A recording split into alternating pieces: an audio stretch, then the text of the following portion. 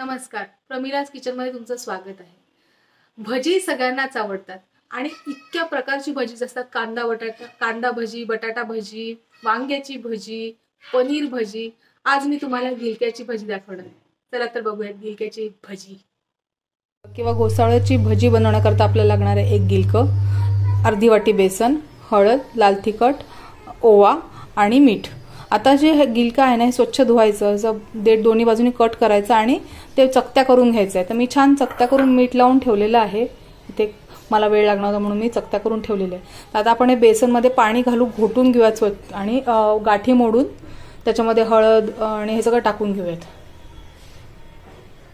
तुम्ही पाहू शकता की मस्त मी घोटून घेतलंय, फार पातळ पण नाही केलं आणि फार घट्ट पण नाही केलेलं आहे। त्याच्यामध्ये मी हळद टाकली, आता थोडंसं चवीपुरतं तिखट टाकते आणि ओवा चुरून टाकायचा आहे। मी चुरूनच घेतलेला आहे त्यामुळे, आणि भरपूर टाकायचं छान मस्त ओवा।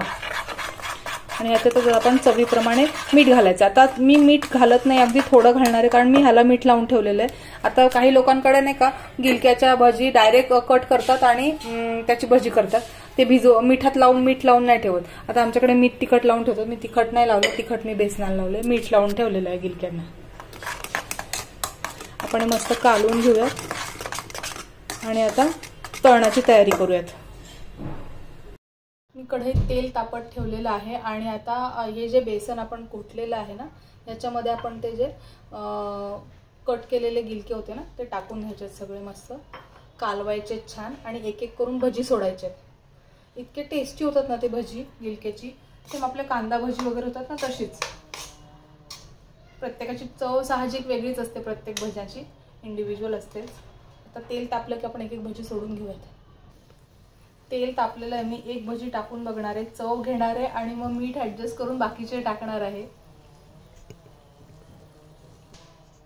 छान चव झालेली आहे, आता मी बाकीची भजी सोडून घेते। मस्त आपण भजी करूयात आणि एक एक करून टाकायचे, काही करायची नाही, अंगावर उडतं।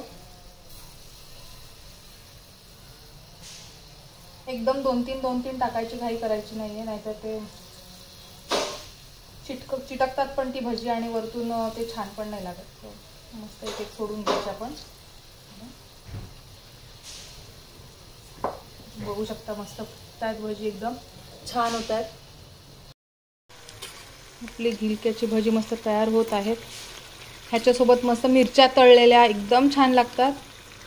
आता थोड्याशा लालसर रंगावर होऊ द्यायचे आहेत आणि जर आपण लाल तिखट नसेल टाकलं ना तर ते लालसर होत नाहीत, पण मी लाल तिखट टाकलंय म्हणून मी होऊ देते, नाहीतर ते पिवळेच राहतात, हळदीचा कलर त्याला राहतो। काढून घेऊयात, मस्त सर्व करायला रेडी आहे। हे गिलक्याची भजी एकदम साधी सोपी मस्त आहे, करून बघा आणि मला सांगा कशी झाली ते।